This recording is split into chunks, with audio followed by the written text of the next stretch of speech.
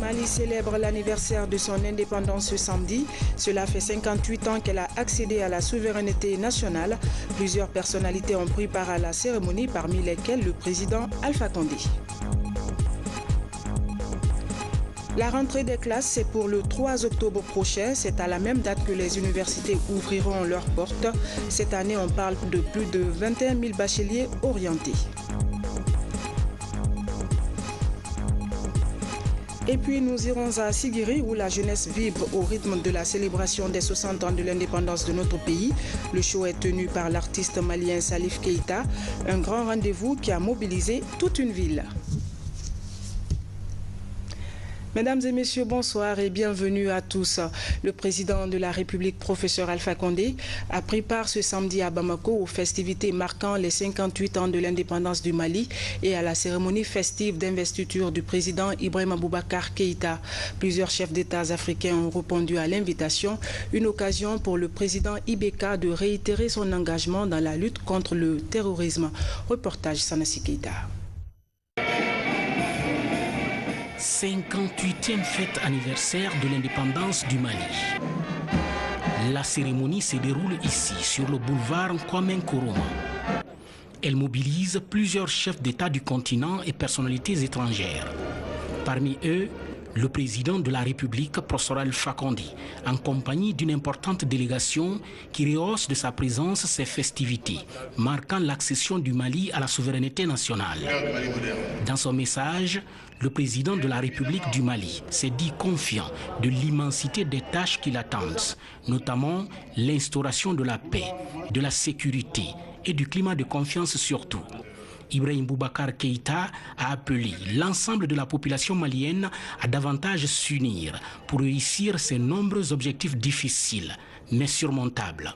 Ibeka a par ailleurs rendu un hommage appuyé à tous les soldats qui ont perdu leur vie dans la lutte contre le terrorisme au Mali. Toutes les troupes des pays impliqués dans la lutte contre le terrorisme au Mali étaient là pour défiler, à l'image surtout de la Guinée. Une manière de témoigner davantage des bonnes relations d'amitié et de coopération mutuelle qui ont toujours existé entre ces deux pays, la Guinée et le Mali. La première dame, elle, était à la tribune du côté de Saint-Pétersbourg au Forum eurasien. Cette rencontre mondiale des personnalités féminines a planché sur le thème « La femme pour le développement de la stratégie mondiale de la santé ».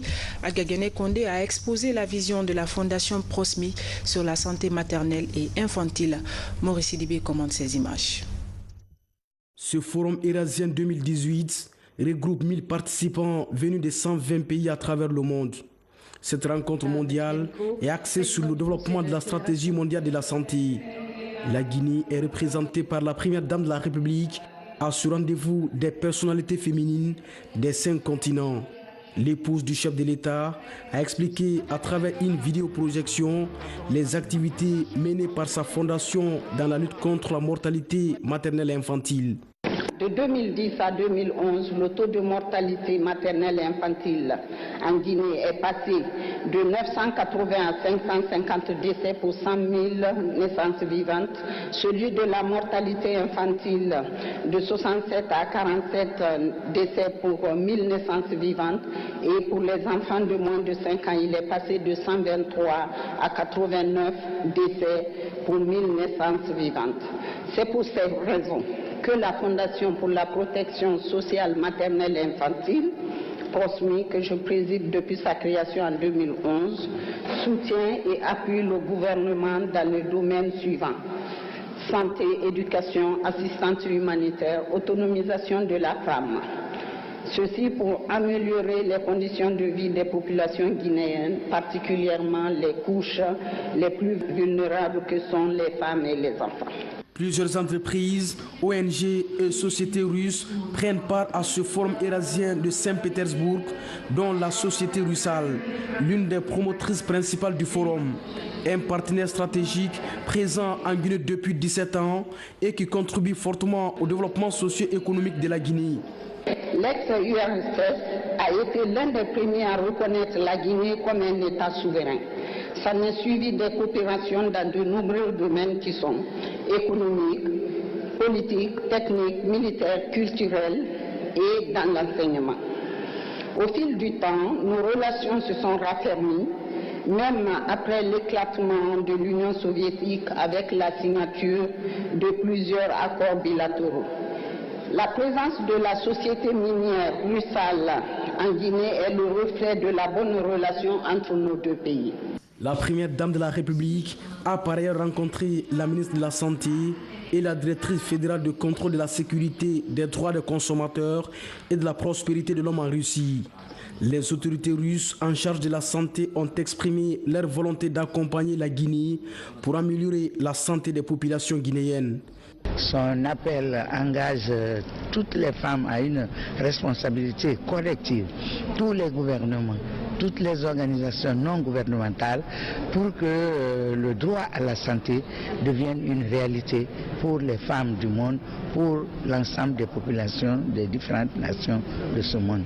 Et l'occasion sera mise à profit pour permettre d'obtenir des projets afin que la Fondation Prosmi contribue activement au développement socio-économique de la Guinée. Au cours de son séjour en Russie, la première dame de la République entend multiplier les contacts avec le maximum de partenaires afin de sceller des partenariats avec la Fondation Prosmi pour réaliser davantage des actions en faveur des enfants. C'est une grande amie de la Guinée qui vient de faire ses valises. Séraphine Ouakana, coordinatrice du système des Nations Unies, était en poste à Conakry depuis 4 ans.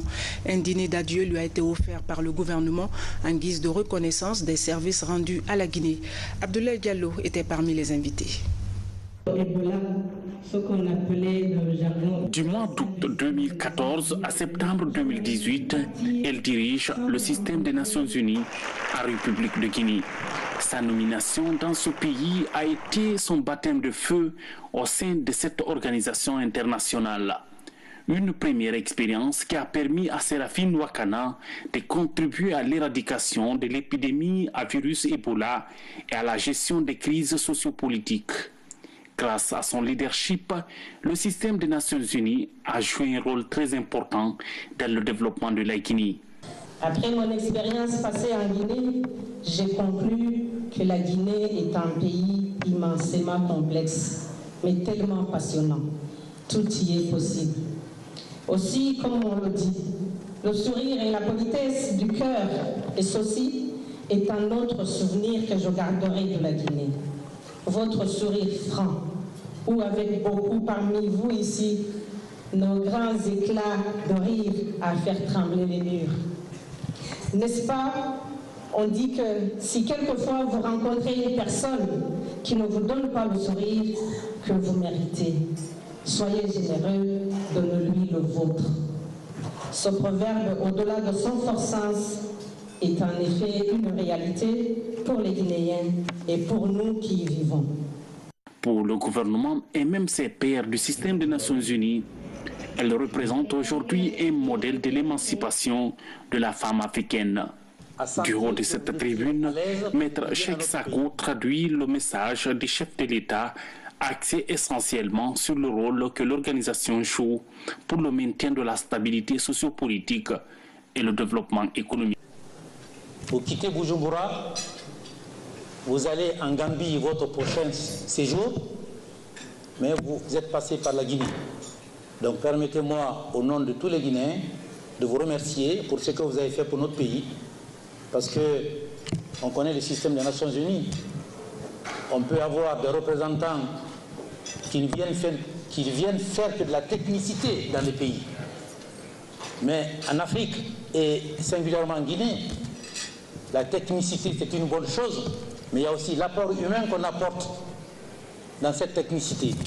Et je pense que cet apport humain, vous l'avez vu, madame, vous êtes venue comme une étrangère en Guinée, mais vous partez comme une Guinéenne. Dans les prochains jours, Séraphine Wakana s'envolera pour la Gambie où elle occupera les mêmes fonctions de coordinatrice du système des Nations Unies. En attendant la désignation d'un nouveau coordinateur, l'intérim est assuré par le représentant résident de l'UNICEF, Marc Robin. Éducation, le département fixe le calendrier de la rentrée universitaire 2018-2019 au 3 octobre prochain. Plus de 21 000 bacheliers sont orientés dans les institutions d'enseignement supérieur et écoles nationales d'instituteurs. Les établissements d'accueil mettent les bouchées doubles pour une rentrée bien réussie. Reportage Francis Collier. Les temps sont comptés pour la reprise des cours dans les institutions d'enseignement supérieur du pays. Les autorités disent avoir pris toutes les dispositions pour la reprise des cours. L'année académique 2018-2019 s'étend du lundi 8 octobre 2018 au samedi 29 juin 2019. Elle est divisée en 2 semestres. Le premier semestre commence le lundi 8 octobre 2018 et prend fin le samedi 9 février 2019. Le deuxième semestre commence le lundi 11 février 2019 et prend fin le samedi 29 juin 2019. Ce calendrier est communiqué au moment où l'orientation des bacheliers est déjà bouclée. Sur 20...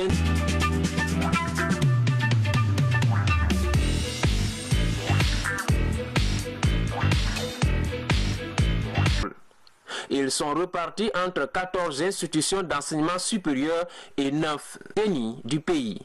Déjà, la conférence des recteurs et directeurs généraux fixe les tarifs d'inscription à 250 000 francs guinéens pour les nouveaux étudiants et 10 000 francs guinéens exceptionnellement pour les anciens. Ce tarif pour les anciens étudiants sera fixé à 200 000 francs guinéens à compter de l'année universitaire 2019-2020. Les frais d'inscription et de réinscription ainsi fixés couvrent les services suivants: la biométrie de l'étudiant, la carte de l'étudiant, la carte d'accès à la bibliothèque de l'institution de l'étudiant, l'attestation d'inscription ou de réinscription de l'étudiant, le livret universitaire de l'étudiant, le suivi du parcours de l'étudiant, l'assurance maladie de l'étudiant. Pour des besoins de qualité, les autorités de la formation supérieure promettent de continuer à orienter les étudiants selon leur profil de compétences, ce qui va réduire le chômage des jeunes. À partir de cette année, les années à venir, c'est que les filières d'ingénieurs sont réservées aux meilleurs. Mention bien et très bien. Ça veut dire qu'il faut obtenir avec le baccalauréat avec une moyenne supérieure ou égale à 14 sur 20. Cela, c'est pourquoi c'est pour que nous puissions former dans ces écoles d'ingénieurs l'élite comme par le passé. Les étudiants sont orientés, c'est au tour des parents et autorités des institutions d'accueil de prendre les dispositions nécessaires pour offrir aux étudiants un meilleur cadre d'études. Puisqu'on parle éducation, retenez que l'initiative présidentielle de connexion des écoles fait du chemin. Déjà, un réseau de 17 cyberespaces numériques est créé et 30 jeunes enseignants-chercheurs du supérieur sont à l'école de la coopération française. Pendant 9 jours, des thématiques comme la création et la mise en ligne des cours seront enseignées. Reportage Mamadi Terna Kamisoko. La maîtrise de l'outil informatique, une nouvelle exigence qui fait ses pas dans l'enseignement supérieur guinéen. Depuis 2 ans, le gouvernement s'emploie dans le domaine à travers un programme intitulé Technologie de l'information et de la communication pour l'éducation TIS. Cette formation, destinée à ces 30 enseignants et chercheurs du supérieur, s'inscrit dans ce cadre. Ces bénéficiaires constituent le premier noyau des formateurs aux outils TIS. L'objectif est d'améliorer les pratiques enseignantes et de recherche dans nos universités. C'est un outil puissant pour améliorer les pratiques pédagogiques et pour augmenter le potentiel de chercheurs à obtenir de l'information, à produire de l'information et à la partager. Donc la coopération française s'est impliquée depuis le début et continue de nous appuyer dans l'informatisation de l'éducation, notamment à l'enseignement supérieur. L'initiative présidentielle pour la connexion des écoles rentre dans le même cadre avec les salles IPCE, entendez, initiative présidentielle pour la connexion des écoles. Le ministère de l'Enseignement supérieur et de la Recherche scientifique a déjà bénéficié de l'autorité la création d'un réseau de 17 cyberespaces numériques. Par cette initiative qui bénéficie de l'appui de la coopération française, la Guinée ambitionne de moderniser son enseignement. La France est très soucieuse du développement de la Guinée, du développement de sa population et surtout du renforcement des capacités en matière universitaire. Et donc l'enjeu de la diffusion des savoirs universitaires passe notamment par celui de l'enseignement à distance. Appuyer l'ISFAD, qui est le grand établissement d'enseignement à distance, permet de renforcer les compétences dans ce domaine-là et d'espérer à terme que les savoirs universitaires se diffusent dans l'ensemble du pays. Le lancement de cette formation est une grande avancée pour nous dans la mesure où le ministère de l'Enseignement supérieur et de la Recherche scientifique s'est lancé dans une vaste réforme pour la modernisation du système. Donc former des jeunes dans ce cadre nous permet d'accomplir notre politique dans ce domaine.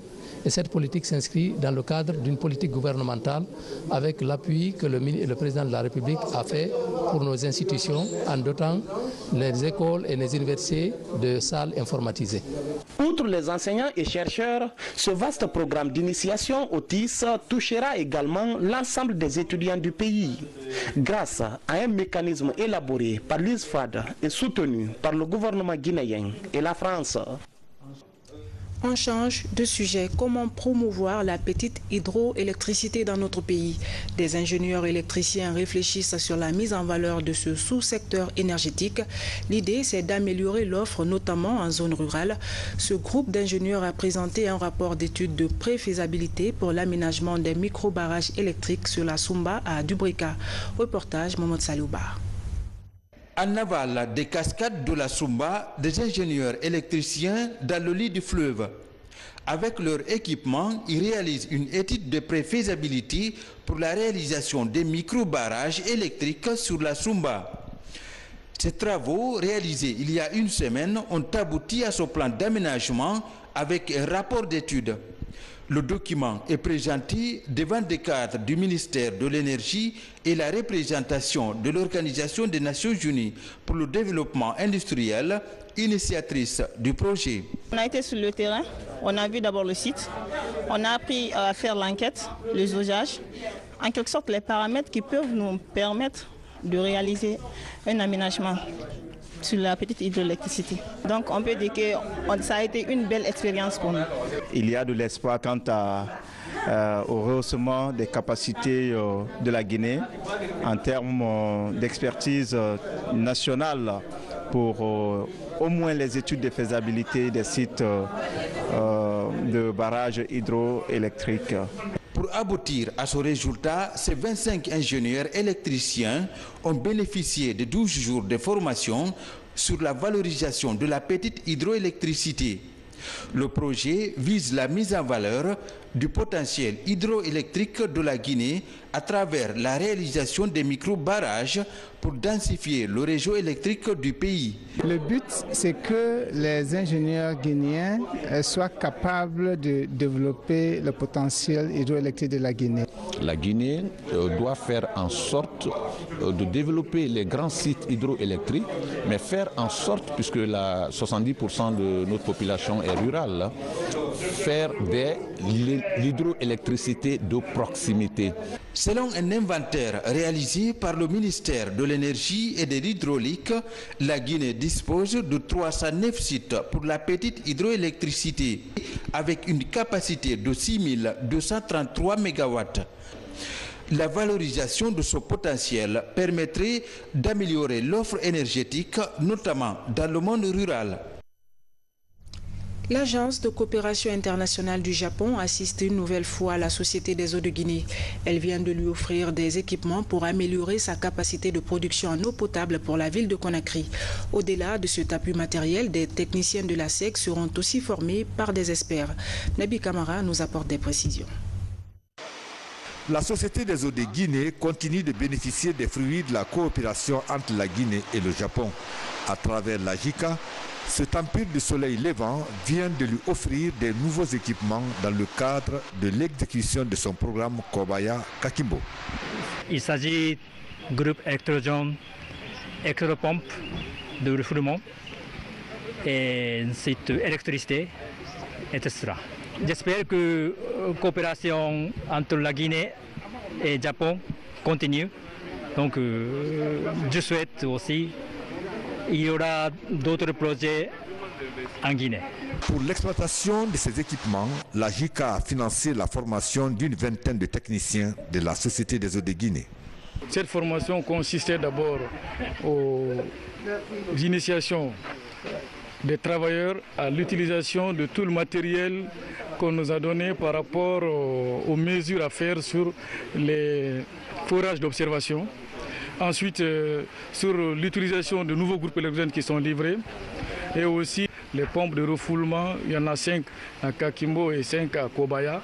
Et aussi sur tout l'équipement technique qui est donné. Comment est-ce que les gens pourront un peu se dépanner et voire même pérenniser l'exploitation de ces équipements. La formation s'est déroulée très bien. C'était en 3 modules. Le premier module, c'était les groupes électrogènes. En 2 jours, théorie et pratique. Le deuxième module, c'était les pompes émergées et pompes de refoulement. En 2 jours aussi, théorie pratique. Troisième module, c'était l'électricité, moyenne tension, basse tension. Théorie et pratique sur le terrain. Le don de ces équipements vient juste après le remplacement de la conduite d'eau de la Société des eaux de Guinée entre Anta et Sangoya.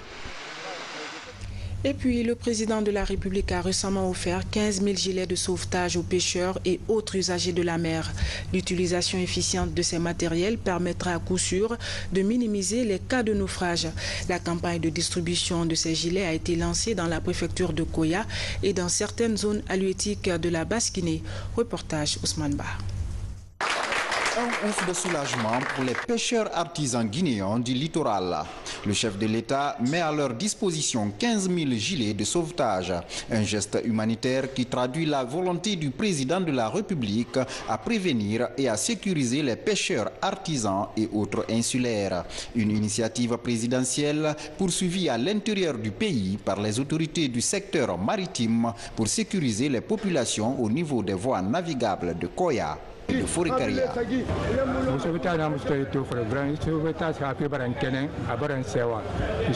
Ces gilets nous réconfortent. Ils nous protègent lors de toutes nos activités halieutiques. Et en cas de naufrage, ils préservent nos vies pendant très longtemps.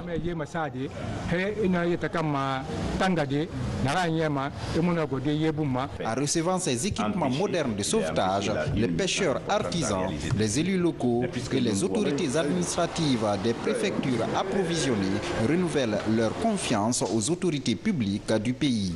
L'enjeu de ce don est de mettre les populations du littoral à l'abri d'événements tragiques auxquels elles s'exposent en mer. Je suis très content de voir ma population maritime massivement ici représentée pour une reconnaissance à l'endroit du professeur Alpha Condé, président de la République, qui ne ménage aucun effort pour la survie de nos populations. Depuis le naufrage de Boulbiné, il nous a doté des gilets de sauvetage. À l'époque, d'abord, le naufrage en 2012, il nous a envoyé 35 000 gilets de sauvetage qu'on a reparti jusqu'en Haute-Guinée. En mer va se réduire parce que les gilets là permettent aux pêcheurs de ne pas se noyer en mer. Et s'ils vont sans gilet, en cas de vent, si la barque chavire, c'est pas facile que les gens puissent monter. Parce que c'est pas tout le monde qui sait nager, mais avec le gilet, ça peut te sauver. L'ambition du président de la République est de permettre aux acteurs de la filière d'exercer leur activité dans une atmosphère de sécurité et de commodité. Cette initiative présidentielle couvrira tout le pays. Santé maternelle avec cette caravane en faveur de la bonne alimentation des tout-petits. Elle se déroule à l'INSEE de Donka, Institut de nutrition et de santé de l'enfant. Cette campagne a été marquée par la distribution gratuite de produits. Des séances de questions-réponses ont permis aux femmes d'être mieux outillées, d'être mieux édifiées sur la santé infantile. Reportage Makemadouzo. Dès 6 mois, les bébés ont droit à une nouvelle texture et saveur différente du lait maternel pour combler des besoins de plus en plus grands en énergie et en nutriments. Les céréales sont parmi les premiers aliments introduits au cours de cette nouvelle phase de développement des bébés. Au centre de nutrition de Donka, une journée de consultation gratuite est organisée en faveur des nourrices. Des séances suivies de campagnes de sensibilisation pour une bonne nutrition infantile avec les produits Nutrilac et Nutribom, gracieusement offerts ensuite aux mères. Mon bébé a 6 mois, il tète, mais j'étudie la possibilité de lui donner une céréale adaptée. Donc c'est très bien cette caravane où nous prenons conseil auprès des médecins, surtout comment utiliser convenablement les céréales. Cette caravane de santé permet à la société de connaître le niveau de consommation de leurs produits dans la cité et vulgariser les bonnes pratiques alimentaires pour les enfants. Nous sommes une société qui a plus de 50 ans d'expérience pour les produits à base de céréales. Et comme vous voyez aujourd'hui, nous avons organisé une journée à l'INSEE pour offrir des consultations gratuites aux mamans qui ont des bébés qui ont à partir de 6 mois. Et puis nous portons conseil aux mamans qui sont là aujourd'hui avec nos 2 marques, Nutrilac et Nutribon. Pour la caravane de santé cette année, c'est une première. Alors nous envisageons de l'étendre dans les autres centres de santé, une façon de toucher beaucoup plus de bébés et beaucoup plus de mamans. Selon les nutritionnistes, ces produits assurent un repas délicieux et riche en vitamines et minéraux. À partir de 6 mois, ce sont des céréales qui sont très riches en éléments nutritifs. Ils sont riches en fer qui renforce l'immunité de l'enfant et en vitamine C, mais aussi surtout la vitamine A qui assure la croissance et le développement de l'enfant. La caravane va s'étendre sur 2 jours pour inciter les mères à faire profiter à leurs enfants les 4 nutriments essentiels pour leur alimentation équilibrée. Religion, les pèlerins guinéens ont commencé à rallier le pays. Cette année encore, la Société aurifère de Guinée a donné l'opportunité à ses travailleurs d'accomplir le 5e pilier de l'islam. Cet engagement citoyen de la SAG a permis à 12 agents et 4 sages de Bouré et Sigiri de se rendre sur les lieux saints. Kiamoukaba. Accomplir le Hajj est une recommandation pour tout musulman s'il en a les moyens. Pour aider son personnel à accomplir cette obligation religieuse, la SAG offre chaque année l'opportunité à une dizaine de travailleurs de marcher sur les traces du prophète Mohammed, paix et salut sur lui. Choisis par la section syndicale de la SAG, ces pèlerins ont accompli le Hajj dans les conditions souhaitées et sont de retour après les prières et bénédictions pour le pays et la Société aurifère de Guinée.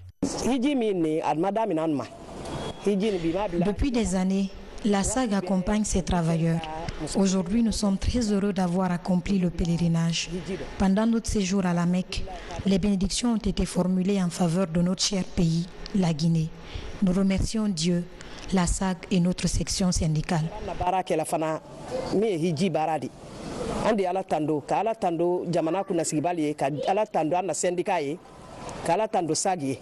La joie se lit sous les visages de ces pèlerins qui sont pressés de retrouver le leur dans le Mandembere à Sigiri. La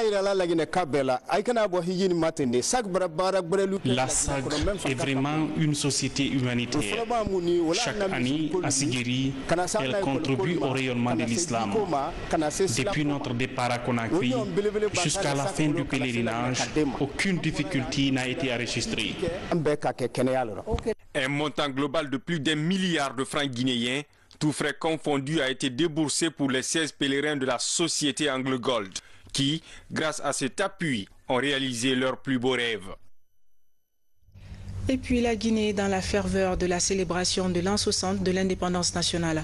La jeunesse de Sigiri a pensé à l'organisation d'un concert. Sur scène, Salif Keïta, une icône de la musique africaine. Cet événement a mobilisé du beau monde, comme nous le disent nos envoyés spéciaux, Lancé Kamisoko et Laj Sekousibi.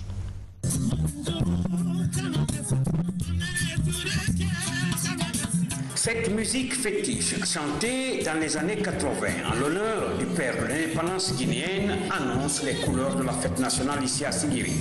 Une fête célébrée chaque 12 octobre en Guinée, date marquant l'accession du pays à la souveraineté. L'objectif de cette grande mobilisation est de rendre un vibrant hommage à nos dévanciers pour leur effort consenti pour l'indépendance nationale. Pourquoi ne pas essayer d'organiser une telle cérémonie en l'honneur surtout de nos illustres disparus, notamment les pionniers de notre indépendance, ceux qui se sont sacrifiés pour que notre pays puisse retrouver avec son peuple la dignité. De nos jours, le seul artiste qui a fait preuve de reconnaissance, de mérite vis-à-vis de notre feu président Ahmed Sékou Touré, c'est bien sûr Salif Keïta. Cette année, la ville de Sigiri a invité cette icône de la musique africaine. Un choix reposant sur les relations socio-culturelles entre le Mali et la Guinée. Symbole de la consolidation des liens de fraternité des deux pays, Salif Keïta incarne aujourd'hui l'espoir de tout un continent. Sigiri, c'est chez moi. Sincèrement, Sigiri, c'est chez moi. Parce que je ne vois pas de différence entre mon village et Sigiri. C'est le cœur du Mandin. Et je suis très content d'être là aujourd'hui. Assister au spectacle de Salif Keïta, c'est une fierté car Salif n'est pas un simple chanteur.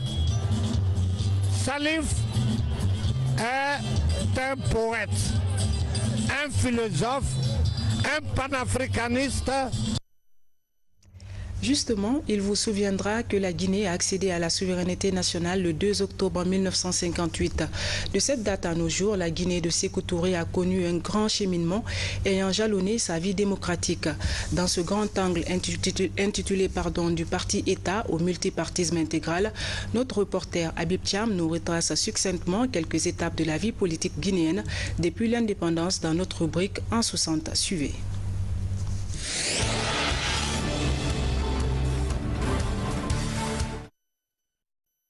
Dès son accession à l'indépendance, le 2 octobre 1958, la Guinée embouche la trompette du rassemblement. Les dissensions politiques sont surmontées au profit de l'essentiel. La première phase de l'indépendance a été une phase d'unification des forces politiques. Le parti unique est créé parce qu'on sortait d'un pouvoir colonial qui était très répressif et le personnel qu'on avait administratif avait été formé par la colonisation. Il fallait réorienter les mentalités de ce personnel et il fallait réorienter les mentalités pour avoir réellement des mentalités capables de supporter l'indépendance. À la tête du pays, Sékou Touré et ses compagnons, selon l'intérêt du pays et en fonction des réalités exogènes, mettent en place une gouvernance politique atypique. Du visionnaire président Ahmed Sékou Touré, c'était même d'aller jusqu'au parti État. Non seulement parti unique, mais donner la suprématie aux politiques sur l'administratif qui conditionnerait les deux, économique et politique, le politique et l'administratif conditionnant l'économique et le social. Il avait été déjà parmi ceux qui ont parlé, ayant un parti démocratique de Guinée, ceux qui ont parlé de démocratie et de multipartisme.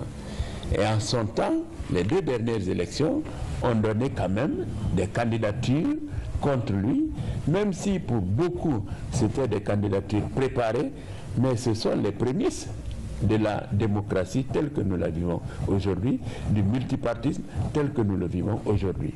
Au fil des ans, des réformes courageuses sont engagées sur le plan intérieur et des réajustements opérés face au monde extérieur. Mais en avril 1984, après la mort du responsable suprême de la Révolution, la Guinée tourne une page politique majeure de son histoire. L'armée, avec à sa tête le colonel Lansana Conté, jette les bases du multipartisme intégral.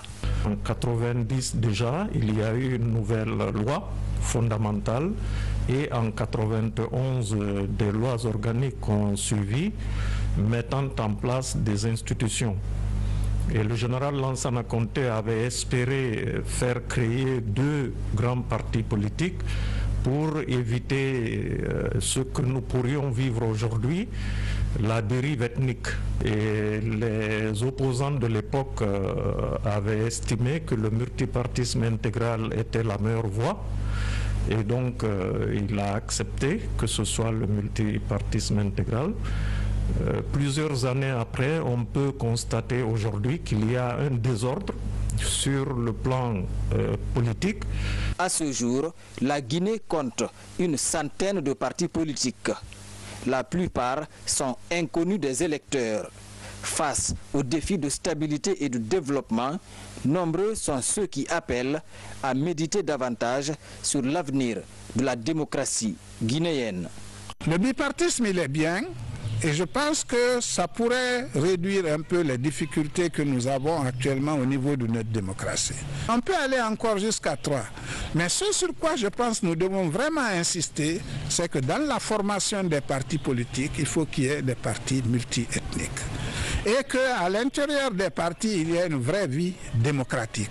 Qu'il y ait donc aussi une alternance à l'intérieur des partis. Or ça n'existe pas. Les partis politiques, les chefs sont inamovibles. Vous avez un chef, un leader politique, il est là depuis 20 ans, 30 ans, il ne change pas. Nous avons un brassage tel qu'aucune grande famille, d'aucune région naturelle ne peut se départir des autres régions parce que nous avons des liens. Toutes les grandes familles, heureusement de ce pays, ont des relations avec les 4 régions naturelles. Choisissons la Guinée avant de choisir nos partis politiques. Au pouvoir depuis le 21 décembre 2010, professeur Alpha Condé, après 40 années de combat, œuvre à l'évolution libérale et politique du pays. Des institutions comme la Cour des comptes et la Cour constitutionnelle, les dernières installées, participent à la vitalité de notre démocratie en construction. Sport football pour terminer. Après son match nul ici à Conakry il y a quelques jours, le Orea AC vient de sortir de la Ligue des champions africaine en s'inclinant sur le score de 4-0 contre Al Ahly d'Égypte. Cette défaite met fin au rêve des Rouges et Blancs de Matam. C'est une brève d'Abdulaziz Baldé. Voilà, mesdames et messieurs, c'est la fin de ce journal. Merci de votre aimable attention. Le programme continue sur notre site internet www.rtgcoloma.info. Bonsoir chez vous.